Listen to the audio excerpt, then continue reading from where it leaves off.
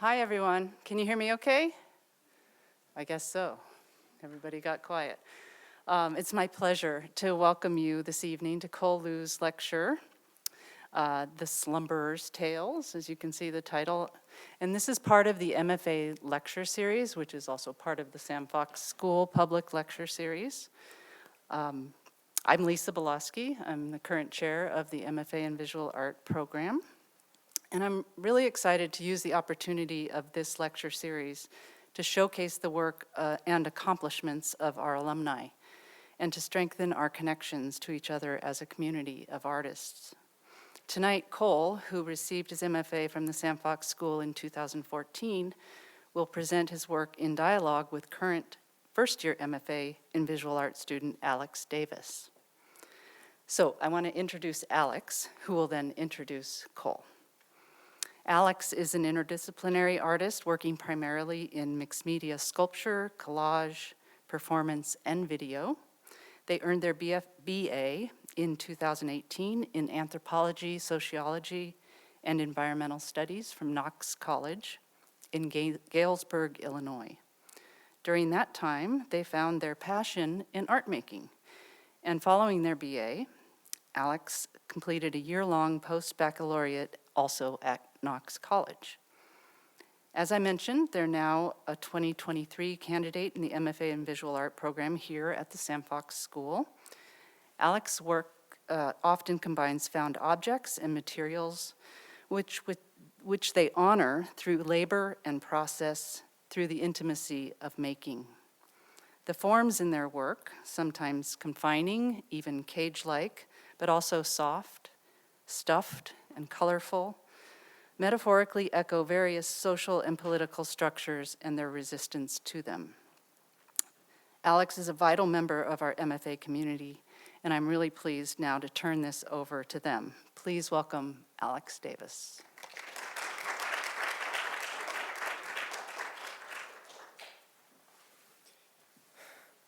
Hello. So Cole Liu, born 1984, Taipei, Taiwan, earned his MFA from this institution, Washington University, St. Louis, in 2014. Currently, he is an artist and writer residing in New York City. His work, through which he engages otherness through a perspective and lens of mythological narrative. Cole has read, exhibited, and lectured internationally, including in the Institute for Contemporary Art in Philadelphia, La Casa Encendida in Madrid, the Drawing Center in New York City, and our own Contemporary Art Museum in St. Louis. One of his publications, Smells Like Content, is in the Artist Book collection in the MoMA Library. He has a forthcoming solo exhibition this coming March in Chapter New York in New York City. Without further ado, Cole Liu.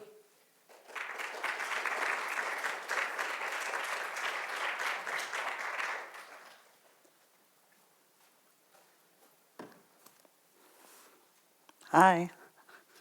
Can you hear me? Hi, everyone. Thank you so much. Well, I want to start with my acknowledgement.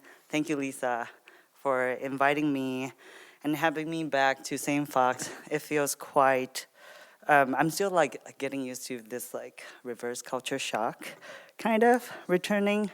And then thank you, Alex, for your lovely introduction. I look forward to our QA later. And thank you, Melissa, for arranging accommodations and all the logistics. So I guess we're gonna start the lecture. It is interesting to return where you're coming from. It feels like kind of a looking back, a form of reflection on past and present. So I want to speak about the idea of time and memory, our collective unconsciousness, and the language that acquire in the making. And notice language here is not just a written or spoken. It's visual, material, anything, your gesture, your brushstroke. They're all part of the language of composition. And I think it's important as MFA to sort of remember that is always the tool for you to use freely. Yeah, just like, feel free to use whatever that is your language. And I want to talk about like the use of narratology, which is a form of narrative structure. And I also want to emphasize the linguistic possibilities of things that we see as ordinary can sometimes be extraordinary if we approach it from a different side. And this acknowledgement of extraordinary is not limited in praising, but also is a question to ourselves if the evolution of aesthetics is traced by histories that discount anything outside of whiteness, then is it possible for us to see what is left behind that is beyond alienation? And then that's constantly a question that I'm asking through my making. And then I guess I'm going to start with experience. So I think experience as a category or a concept is a admirable mediator between the objective situation and the subjective reflection. So you use something, the original subject can be something already pre-exist, have a collective memory, and then I frame it and name it with the language you understand. That's how I relate to you. So this is something that I want to just keep you in mind. And so today's talk, the title Slumberer's Tale, as the title is focused on two things. One is myth, the idea of a tale and a story, and then mythological expression as a way of getting in touch our collective unconsciousness as human coping, like historically. Before psychoanalysis exists, we kind of dive into religion, myth, various beliefs to cope, and then that's one thing. And another thing is sleep. So sleep is actually a word from Greek that coma is a word from Greek, not sleep, but it means deep sleep. And then I wanted to dive into this understanding also, quite relatable to the past 18 months or 2 years of like a certain kind of traumatic state in our mind that I'm sure is collective and relatable in many ways.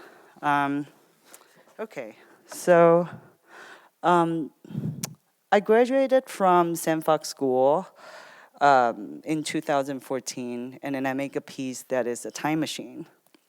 And then this is an iteration of that. The title is Augusta Prima. The time machine that I made in school at the time, it was called, can you see it? Is it too bright? Yeah? Okay. It's called A Weary Man's Utopia. And that piece is sort of kind of reflect to my emotional state at the time of how anxious we are to the present, to the future, I guess, like what we all are, and then also there's a certain form of depression toward the past. And by the time I'm just trying to stay at the very moment of present and then keep it steady. So time travel in any kind of instance, I think, is a way to kind of redeem the remorse or kind of figure out what you're anxious for is going to come or not. And then this is a time machine that kind of generated by reading. So if you put your desire book at like the book stand at the bottom, and you sit on it, and you can go to places that you want to go. And that's how I feel about reading. In many ways. And then that's how literature plays a quite important role in my making, but also it's influenced through my mentor, Jessica Barron, who's among the audience. And then this piece is kind of, this part is a light box from the time machine that I kind of use the strategy of erasure, erase the pre-exist text, and the leftover become like a language of itself. And that can be changed and altered throughout time. And then, so I was thinking of, and so much of it to cope with the trauma, and then the idea of altering different time. And I thought about a lot of things in narratology, narrative is sort of a broad general idea, and then you can use a restricted plot to go in to a perspective to talk about story. And then for me personally, I like, or I'm more comfortable about using myself as a subject matter to tell the story, which is autobiographical in this case. And then this body of work is sort of my first approach of portraying myself as other, which is a monster, demon, a conventional way of non-human. And then most of the time in Western mythology, that the externalization of monstrosity are always aligned with internal.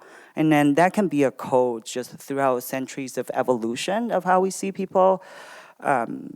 If they are not the same as us, the hair tone, the skin color, the accent, they are others, and then you can justify the violence on them.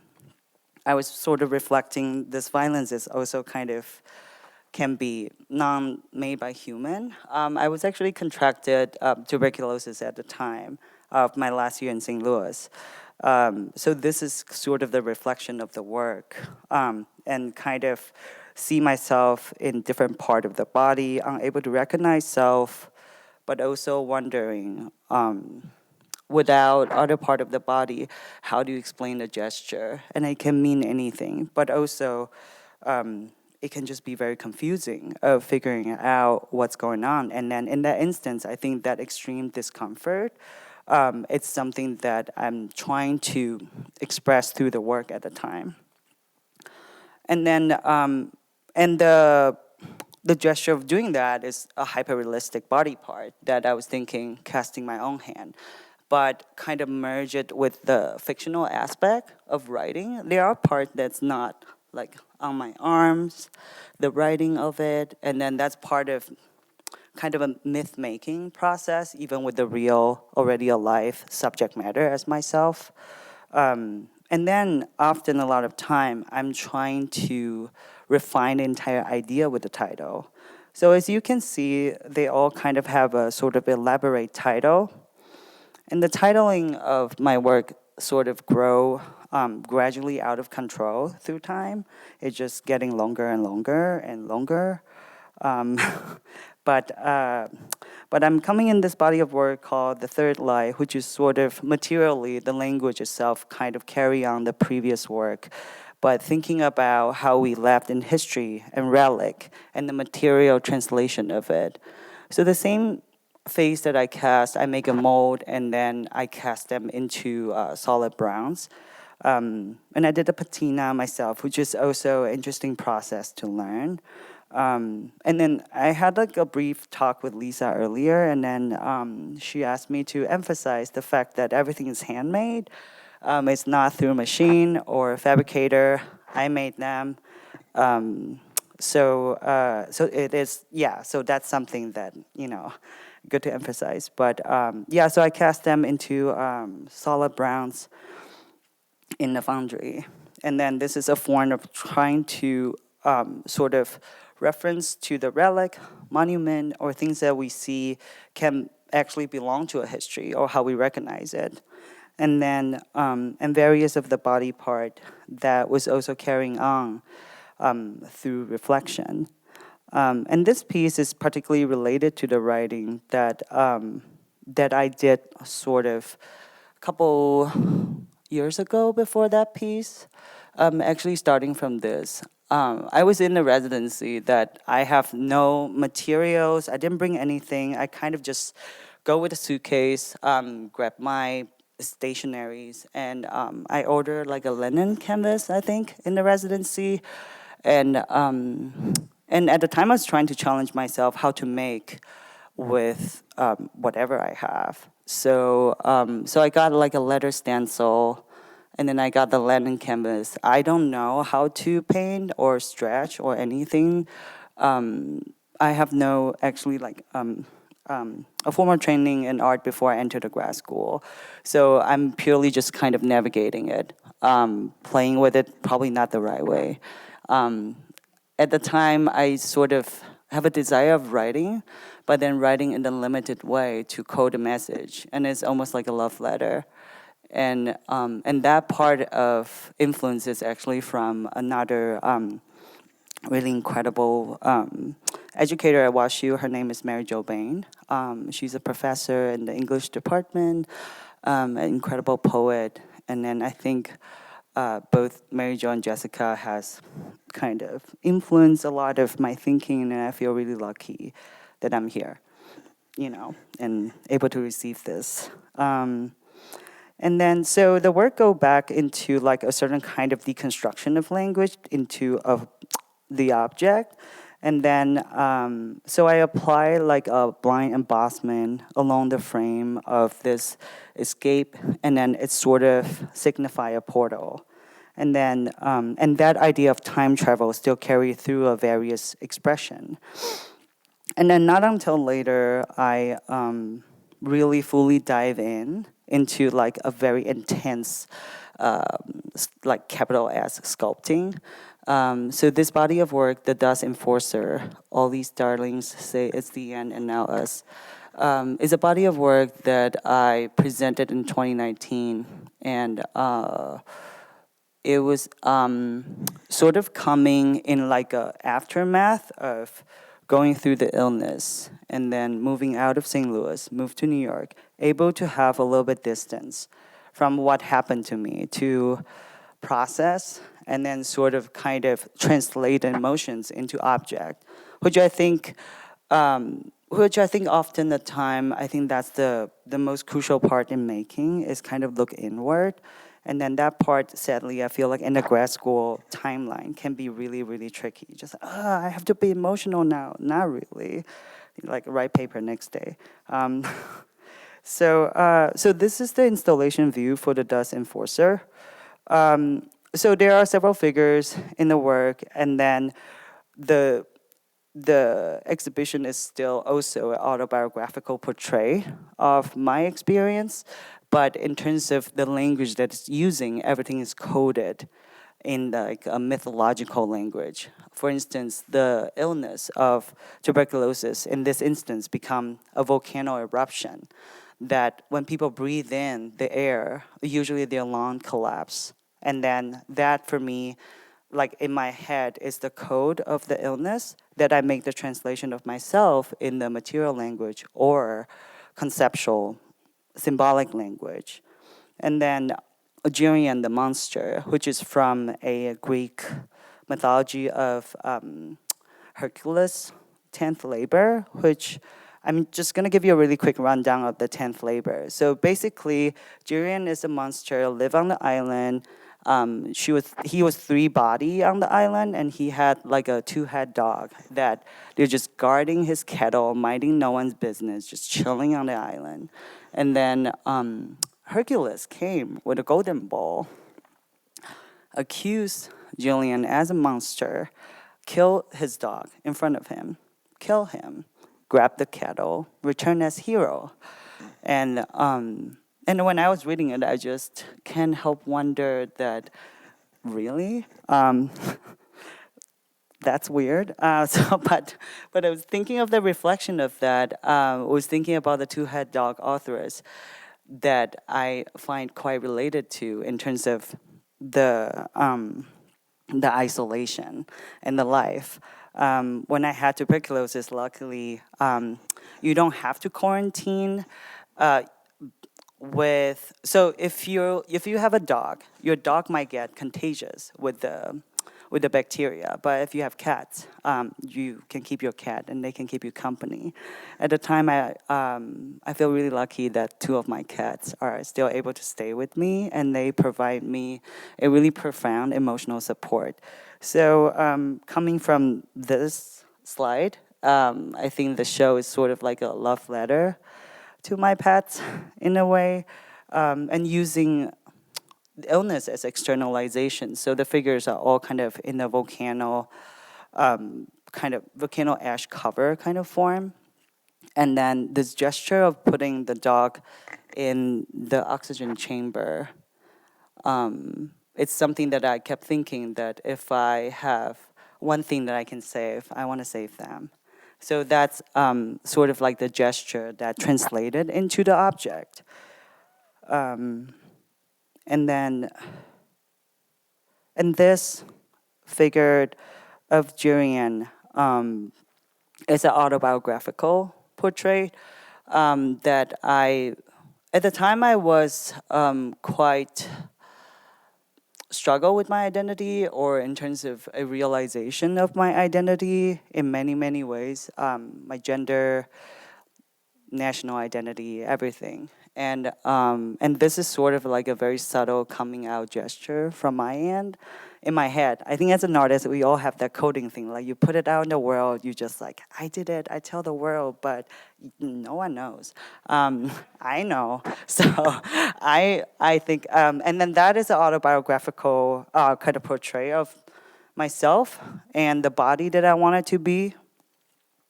And also not revealing any specific genitalia as well is also something that coming in my mind, trying to think what does it mean as a body. And then obviously the emotional state of it is quite aligned with how I was feeling at the time. And to further into like the mythological strategy, I sort of used the storytelling technique of like a relief. Kind of we see historically in temple, or how we learn from histories through relic. And then this is kind of a reimagine and remake of a relief that I sculpted with clay, basically, and I make a mold and I cast them into bronze, which is a technique, sort of co-cast bronze is a technique that you can use with fiberglass and resin. If anyone's interested, I'm very happy to answer a technical question in studio visit as well. So the reference of the visual, I also want to note that is that you can see in the title the parenthesis of crossing river Styx. And coming from the really classical painting of it, I kind of shift the figure into Jurian and two dogs, sort of kind of want to portray the most agonizing moment is actually in the limbo in the middle. So that's how the landscape was sort of like break it into triptych. And that's also one of the language that is intentionally used in terms of presenting the work, the size, the framework, the volume of them, and then the symbol and the material. Everything, I think, accounted. And then I think it's artist privilege to actually can swim between them freely. So this is also another sort of a form of relief making that also kind of a deconstruction of body. So it's made out of like fiberglass aqua resin, which is a form of water-based resin that reference human body, mainly composed with water, and silicone with the density of our body weight. And then, that's how we try to, make like a body part. Sorry, my brain is not working. So this is a form of like a deconstruction of a body in a relief and storytelling form that I was doing during the time in 2019. And then soon after the exhibition, I think it entered 2020, that we are all really familiar, that we all kind of locked indoor. And at the time, I was quite struggling in terms of material availability studio. I don't really have my assets to the studio at the time, mainly because really unclear health guideline. So I was forced to kind of work at home, but which in the end I think is a blessing in many ways. Sort of adapt or die, I think that's the principle of life.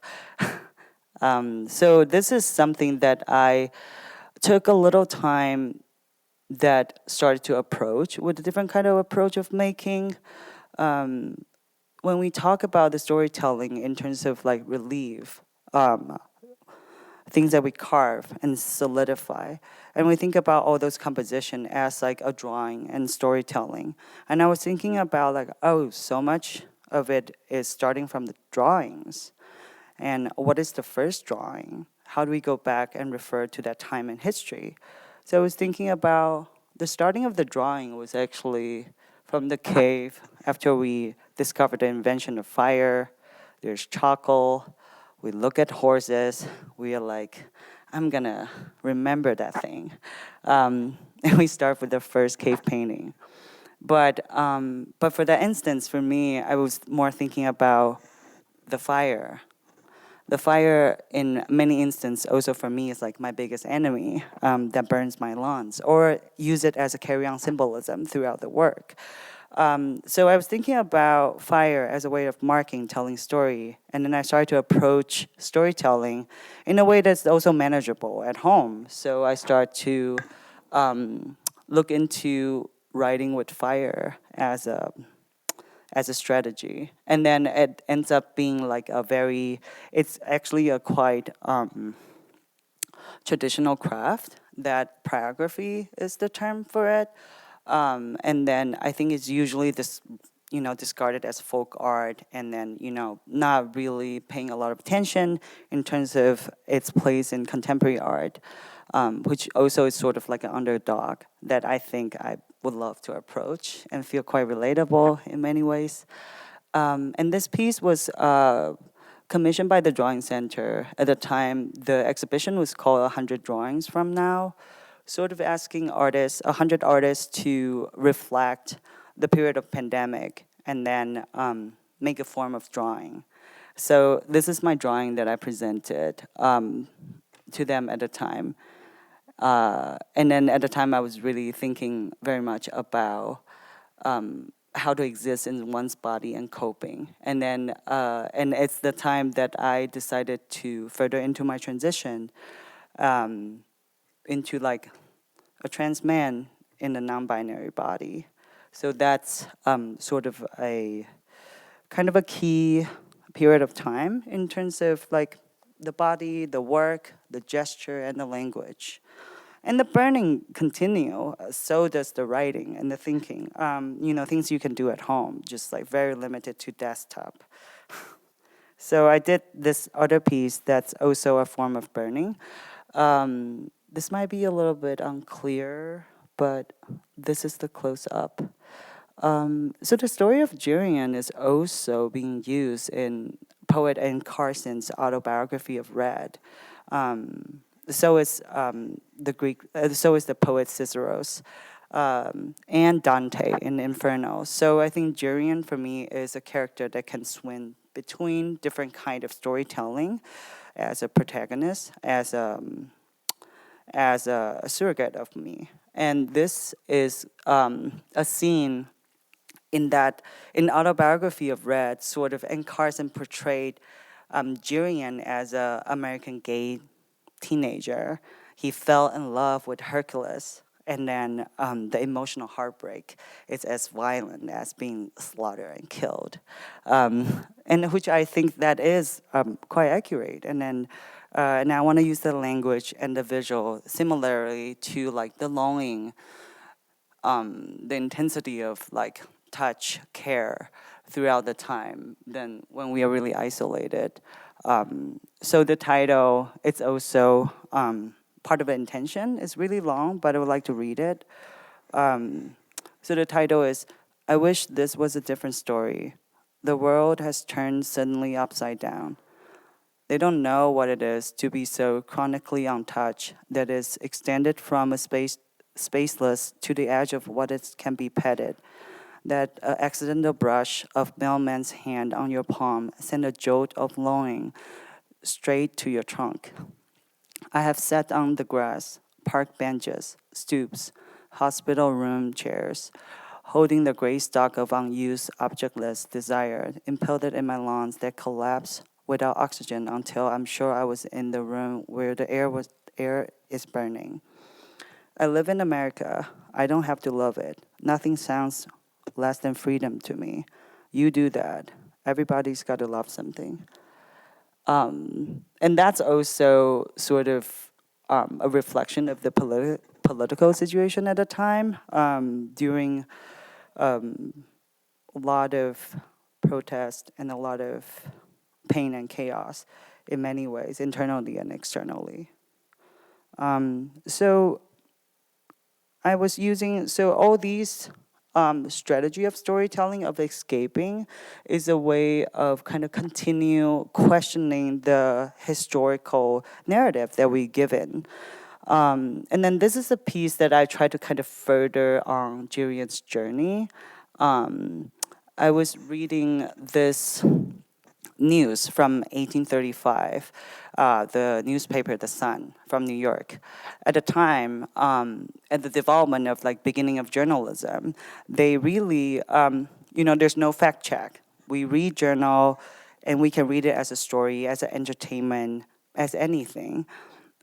So that was the time the myth that presented in like a news way, like in journalism, the storytelling. And then that day was one of the astrologers that he claimed at the Sun newspaper that there's living being on the moon that he observed through his like gigantic telescope from Cape Cod.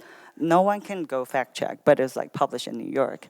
So he wrote really elaborately about like everyday discovery on the moon. There's different kind of animals, vegetations, humans, but they are like bat. They call man bat. And then there's different kind of human. The man bat is a little gray, a little brown. And then there's also like another form of humanoid that is really fair, have butterfly kind of wings, and then like very pale and white. So that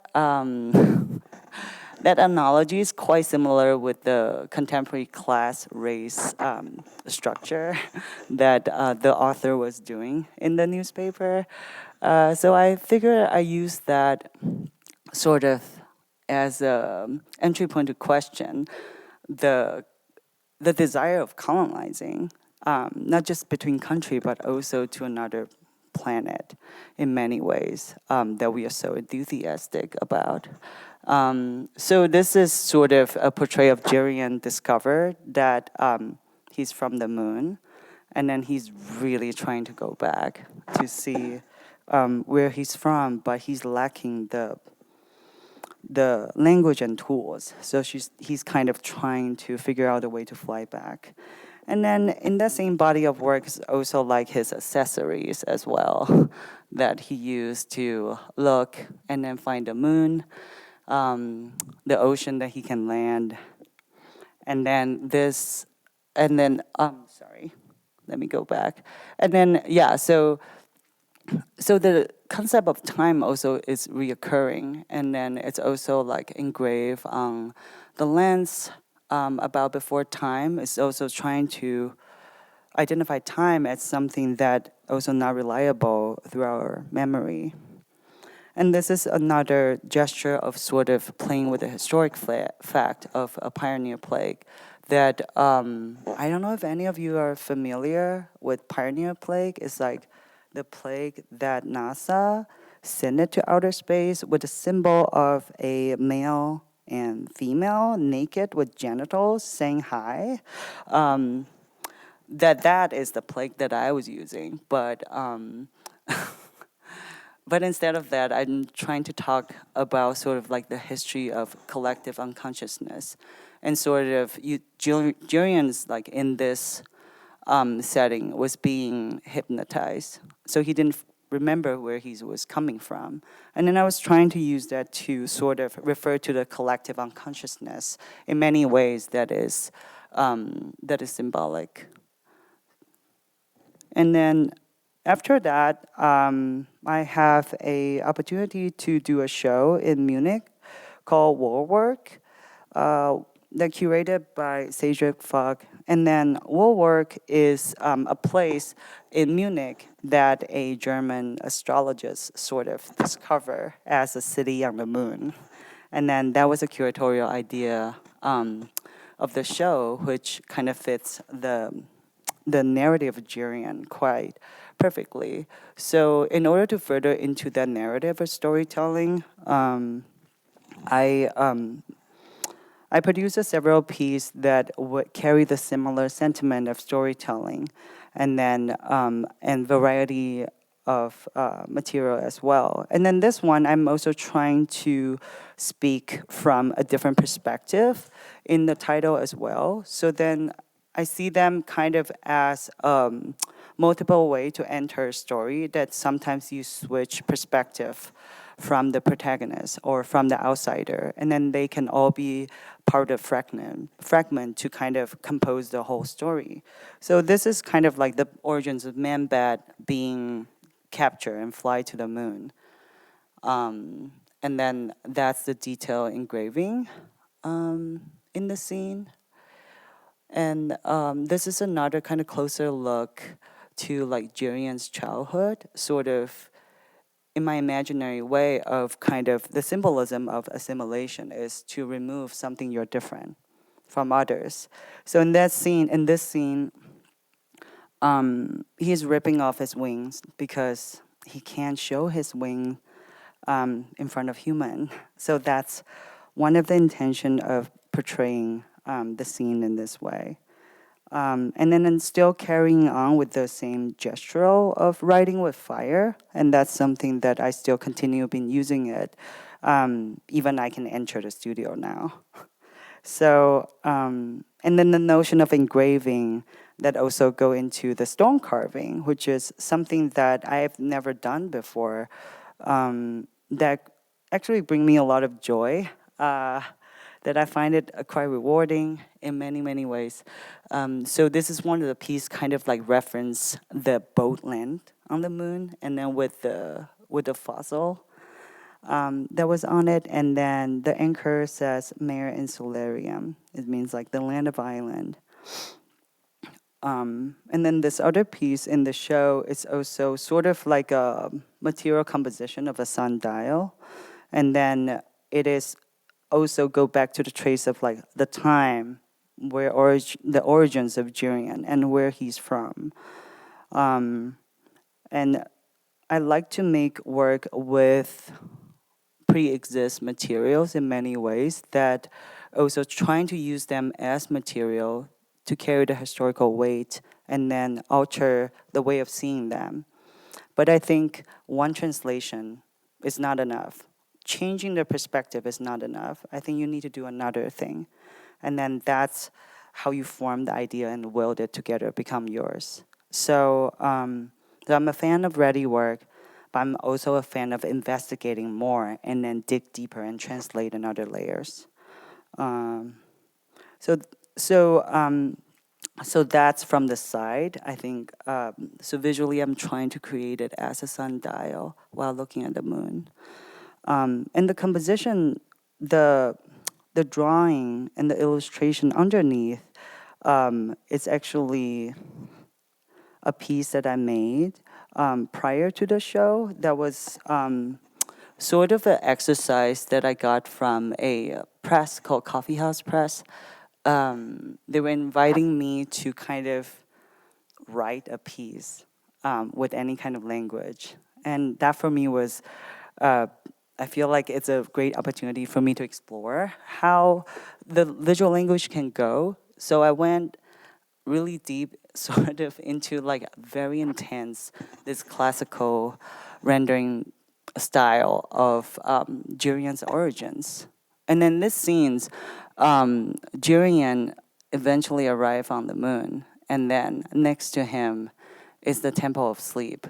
So the Temple of Sleep is something that was referred in that fake news. They said there's Man-Bat on the moon, but there's also a temple. So basically there's a human social behavior on that. And then I was sort of using that historical fake news to make it real, kind of, what if it's true? What if there's a temple? So that temple kind of referred to the origins of my interest, sleep and myth. And it's a temple of sleep that no one remember where they're from, so they can carry on and live to the present. So the title sort of refer to the scene, but also the interesting part for me is that published on the press that I'm able to sort of zoom in and then go into the detail with various storytelling, which is also something that I find it interesting in terms of a lot of classical render that usually there are stories and stories bury within. And then I'm able to utilize this as an exercise of storytelling. So that's where I kind of introduce where the work and the detail can be. And the boat that approached the moon is also referencing into a certain kind of collective history we understand through history of colonization. And then this is a object at a time that I acquire that I thought I'm gonna make it into a sculpture. So I make it into this piece, but I have not made the work yet. And that is also one of the strategy that I wanna share.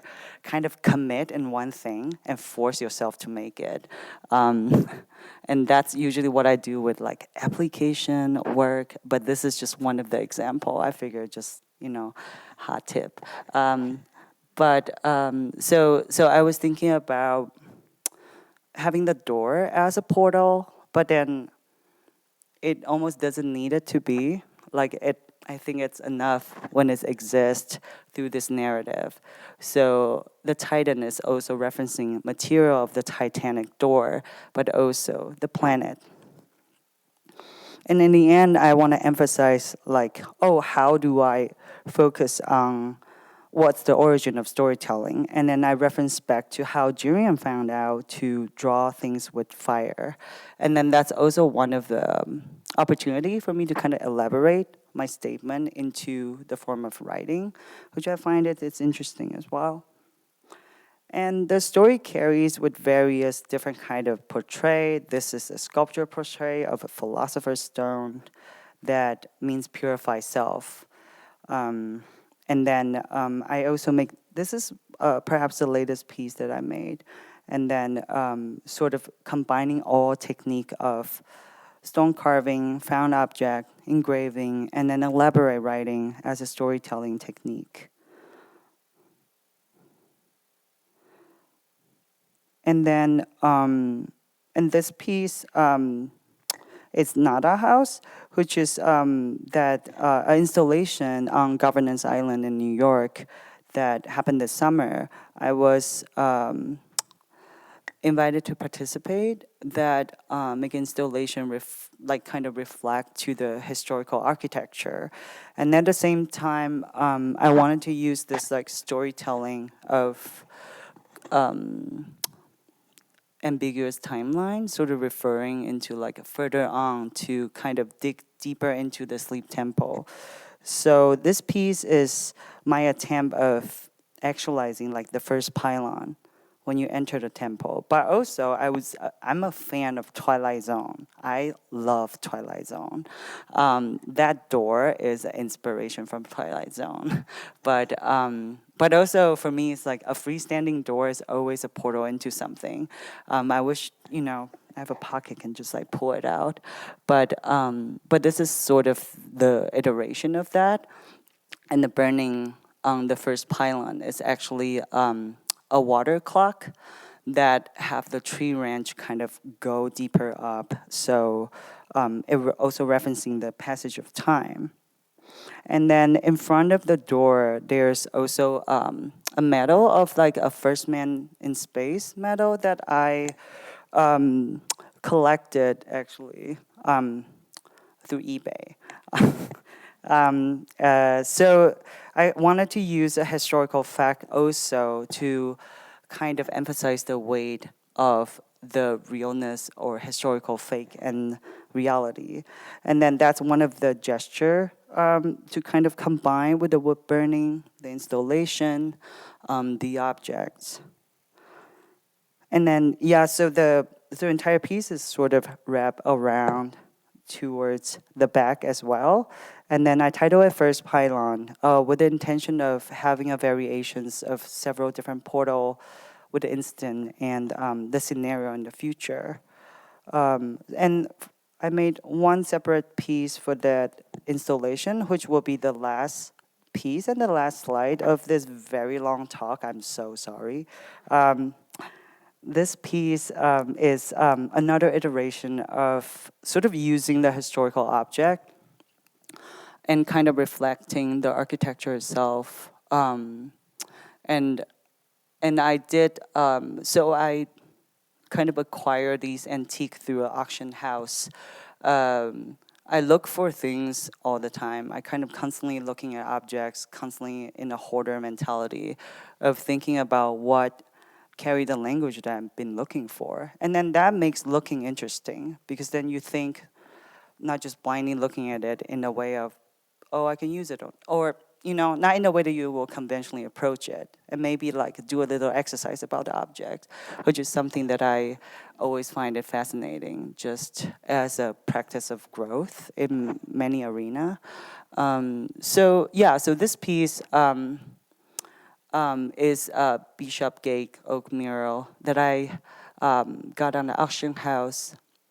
The illustration within is actually sort of a scene of hypnosis that I kind of break it into a diptych and then referencing the idea of sleep, but also about like our collective unconsciousness, and then further referring into the origins of how forgetting can be something that is so crucial and can be dangerous, or it can be something that is rewarding. Yeah. So I think that's it for my presentation. Thank you very much for your patience, everyone. I really appreciate it.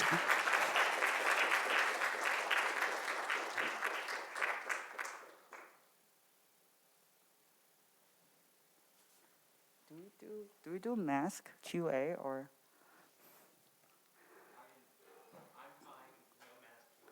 Okay, I think we are gonna have like QA, right? Yes. So.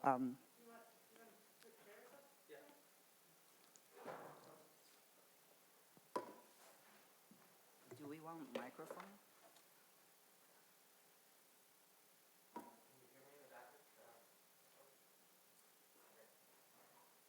Back with this? Yeah, okay. Can you hear me? Nice. Yeah, so one of the things I noticed most when I started investigating your work was the role of material, both in terms of the breadth, but also what you write as the medium of a piece. Like I've noticed a lot of specificity as to the type of wood you use, and also when looking at your sort of your cast relief works that resemble these sort of intaglio carvings. Some of them have this sort of skin tone silicone. I didn't really see many of those in the presentation, but I'm still really interested in these material choices and what you choose to label them as instead of saying just wood. Yeah. Something. I think thank you, it's a great question. I think, like wood is just like a general term, like human, right? Like there's so many species, they have specificity. And then I think for me, I love to approach a material not just with its application, but also with its history, its name, its origins. And then I want to use that as all of that as part of the language in making. So then I think the weight of the object can keep adding through your choices. And then that for me, I think is very rewarding as an artist. So I tend to go really deep into material choice. And then that can be, for viewers like you are interested, can be interesting. And then if viewers are not, and I also don't mind, that was being like left unquestioned. So, but I really appreciate you asked that. And then the choice of silicone or concrete, copper plate, all that choices, it's all depends on either what I want to refer, like I talked about briefly about the silicone, and the aqua resin and fiberglass sort of is a deconstruction of human body. And then that's one of the reasons of using that. And then the would have another reason is also availability. I wasn't like as an artist, contemporary living artist, you have to learn to adapt. You can't just I can't get my oil paint. There's like soy sauce in the kitchen. You can use a lot of things, to make a mark, to make work. So that for me is one of the kind of strategy that I used. Also, not compromising the conceptual approach, and yeah, so that's one of the reasons for that. And same with stone, ready-made material, any kind of form of mark making, or sculpting from like zero to make a mold and cast that. All that sort of has a choice, but also limitation. I first make mold before I know how to sculpt. So that is one of the key feature. I think for me, I didn't come from like a conventional training background. When I was in WashU, I don't have the art history credit that was required. So all my classes, I have to take art history class. I can't take studio class. So all my studio knowledge, I actually learned from my peers. I'm really glad it's an interdisciplinary program. So I can just there's a sculptor, I learned a lot from my peers. And then, and I think I carried that on after I graduate, sort of YouTube become like my peers. So so a lot of that is like, oh, I don't know how to sculpt yet, or I need time to refine it. What can I do first to make a solidified object? I make mold, and I learned how to make mold. And it's messy, it's difficult, but it's also a way of like making a replica. Yeah. One of the things I also noticed about your work is the titles, Mm-hmm. because some of them are just one or two words, but others are like a whole entire poem. Yes. And I'd like you to talk about that because that's something I find very intriguing. Thank you. Thank you for the question. It it is really fun to write, but it's also can be quite challenging in terms of presenting work. Some titles are shorter, some are long. I think title for me is really important in terms of how it functions in the work.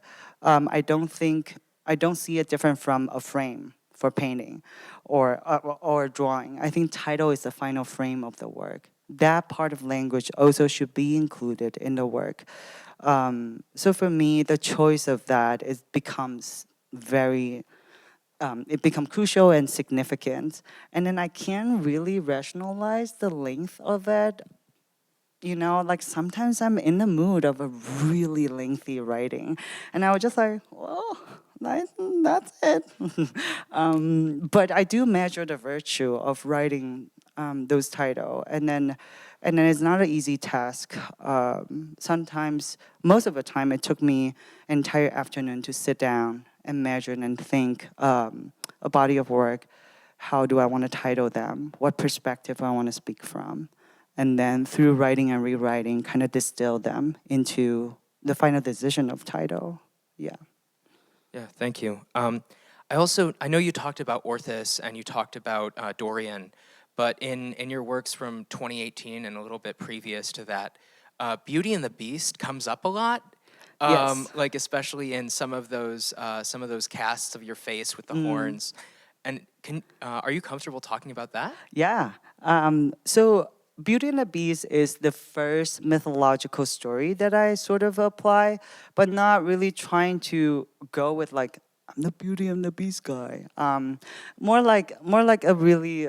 I think for me at the time, it's a quite intuitive choice of Disney is a popular culture that I receive daily, and then all the villains are coded as queer, and that's the first thing that stands out to me, just like kind of as a realization through a lot of readings, just like this is weird. And then, but then also at a time when I was ill, isolated in my loft downtown in St. Louis, that the gigantic space and the books that I have in my apartment and my cat, I feel quite relatable with the beast at the time. Just like I'm just like here reading, chilling, um, sort of unable to recognize myself in many ways. And then also the symbolism of the rose petal falling signify illness, and all that was kind of quite relatable for me to apply it. So that body of work is something that I first attempt to approach a collective story, and then also from the Western lens. And I do want to talk about why these are all Western story and reference. In many ways, I know you didn't ask the question, but it's also something that for me as an active sort of language to not exotifying where I'm from, which I learned art in the West. I was never study or understanding the art history of where I'm coming from. I don't find myself an expert. I don't think I can represent my people in many, many ways. But if I want to talk about value, I wanted to reject exotified white gaze and then talk about the core content. And then what is more recognizable than a dominant um, Greek mythology or a Disney cartoon. Well, thank you. I do have one last question before opening it up to the floor. So some of my peers and I have an issue with juggling between making work and then writing for various classes. Yeah. And you, as an active artist and writer, I'm wondering how you do it, and do you have any strategies for it? Wow, that is a problem. I feel you. I don't really think I'm comfortable calling myself a writer. Not until the past 2 years, to be really honest. Even I really tried to be a good writer when I was in school. I don't think it's an easy task, to be really honest. And then I think like everything else with discipline, you there are several strategy of that, which I think writing and making for me is in the headspace. I have some strategy if you have a problem of making. My trick when I was in school, I bring my coffee maker to my studio. So I woke up, shower, and then panic. I was like, I need my coffee. So I go to studio, and that's one of the strategy, using external control. And then for writing is tricky because it's like in your head, you just like, you got to do it, man. I will sort of, there's another strategy, is quite extreme. When I do it when I just graduate from WashU without studio, don't know how to set my boundary, have no idea about life. I just tape a blue tape around my desk on the floor. And then I told myself, you have to stay here for 3 hours to work on your laptop. You can only pass by your couch to kitchen to get coffee and snacks, but you can't sit on couch and chill. And then I put on my shoes, I put on clothes, and then sometimes I take a walk to kind of like, okay, you can start working. And all these strategy turns out to be quite useful during my tuberculosis quarantine and the COVID quarantine. So these are not a fun joke, but these are like some of the strategy I will force myself to do. But in terms of writing and making in grad school, I don't think that's easy, but I think there's a strategy to use is whenever you make something, after you make it, sit with it, write about it. Do it like right after you make the work. So then you're not in a state of like unable to process all your gesture. Even if something that really rough, just note, write about it. So you have all that to trace. And then when you try to compose your thesis, some idea clicks, you have some of them ready, and then you can pull that together. And that's one strategy. Another strategy is word count. You can, it's kind of lame. It's never fun. You can be like, I have to write 1,000 words a day. And I don't like that. I personally don't vibe with that. So I'm more for like make it work and then I can write. So that two kind of like trickle each other with anxiety. You're like, I have to write. I'm gonna make work and write and make work. So that's my mental strategy, but I don't know if it's healthy or not. Well, thank you for sharing. Do we have any questions in the crowd? Good. That's good.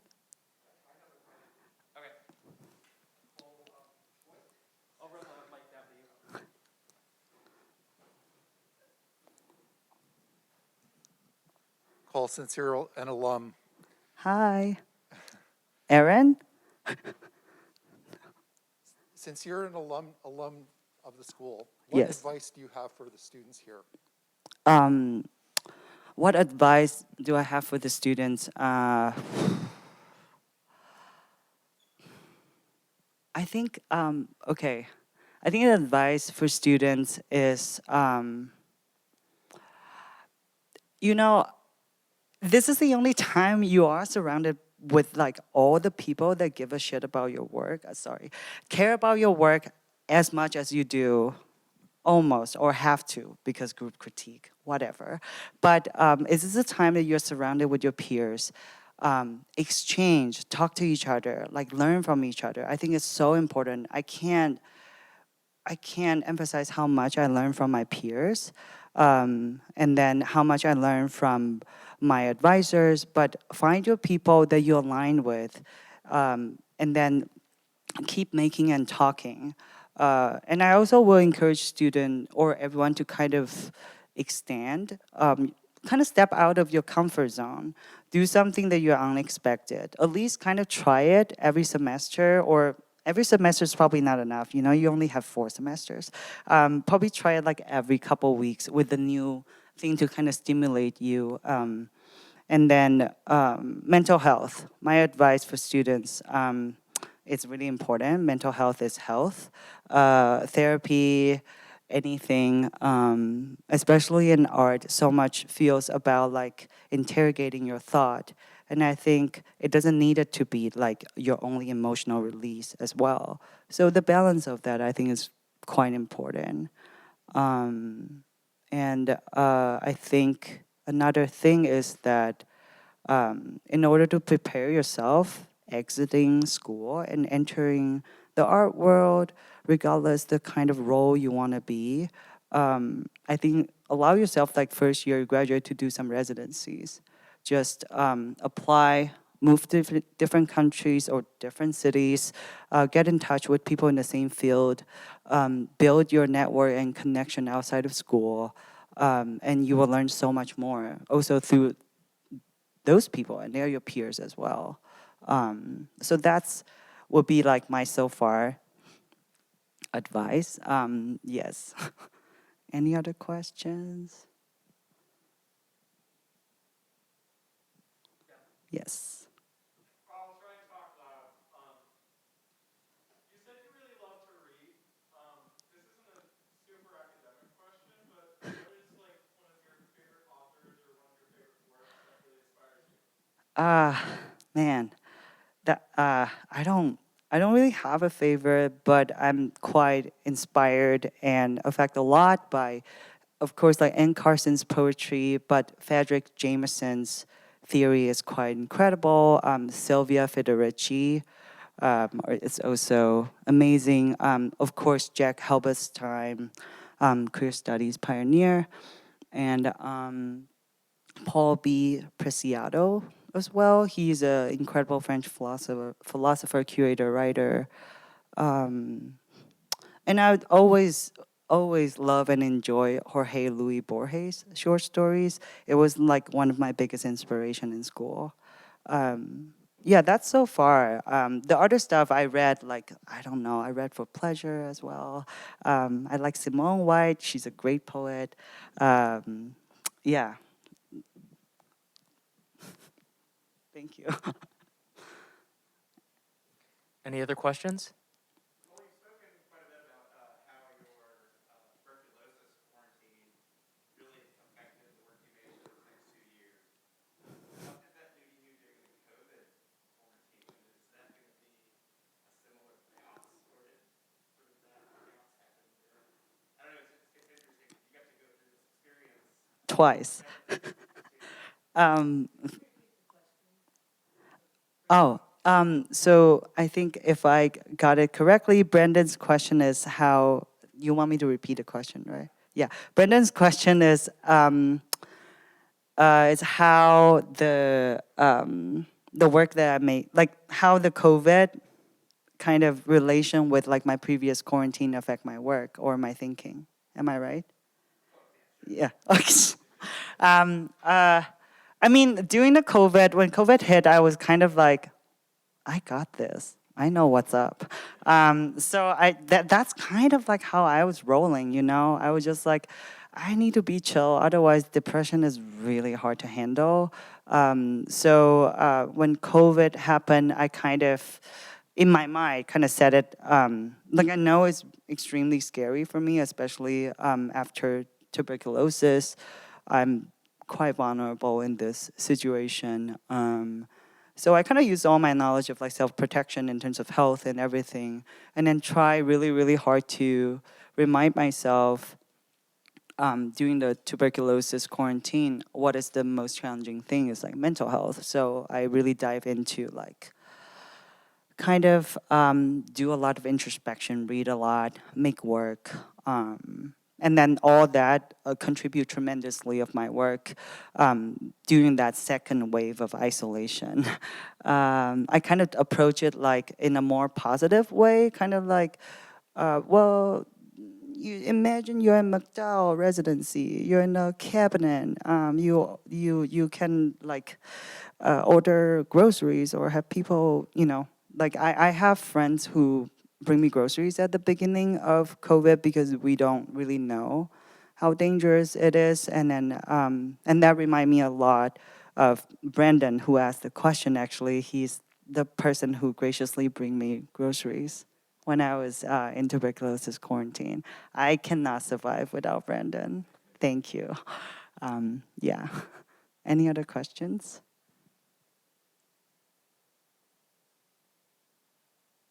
Yes, Ido. Hi, Ido.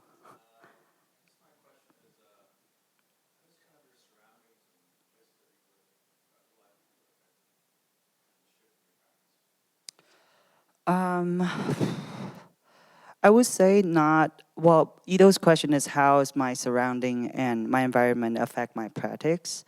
I moved quite a lot since I was a kid. I was born in Taipei. Um, I went to Berkeley for my freshman years, and then I have to transfer back to Taiwan, and then I study in Japan.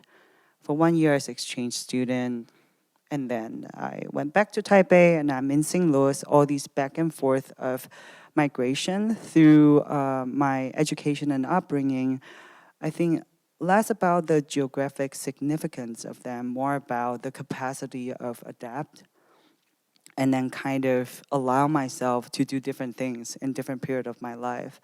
And that, a lot of that feels like past life, of course. Like I work as a I work in music industry before. I work in laboratory science before.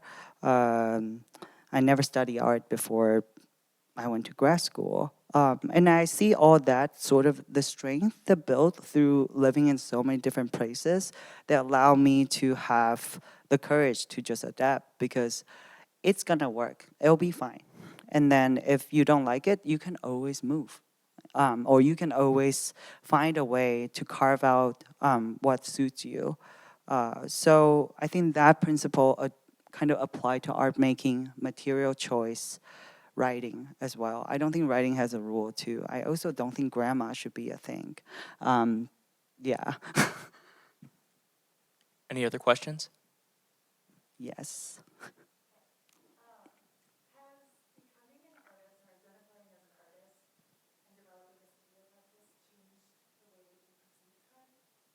So I'm gonna repeat Jen's question. Has identified as an artist and studio practice, perceiving studio practice has changed how I identify time, how I perceive time.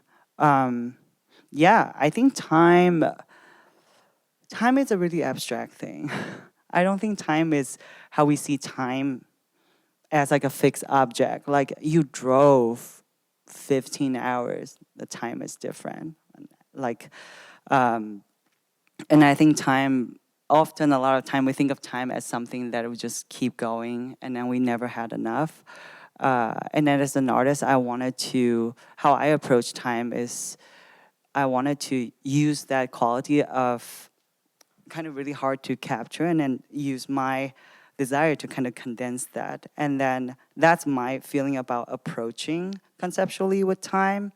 And then the actual time that I spend on the work, it's also something that I love to have a traceable evidence that you can see on the work. I know digital image is really hard to transcribe, but if you see the work in person, you see all the detail engraving by hands with different depth, and then you can see the touch and like how I go through things and traces. And I love all that as a symbol of time, at least for me, that time becomes something that I need my body as a marker to remember. And then that perhaps is a post-illness sort of shift, and then really quite significant to me as well. That every gesture remind me of the body or of my body. And I also want to make note that before all these, I did make video and photo that I was really encouraged when I was in school. And then all these are like kind of things are like the arch of like evolution of like going back to the hands. It's just like it will be way too much if I talk about it. So, but I just want to make a note. Yeah. Any other questions?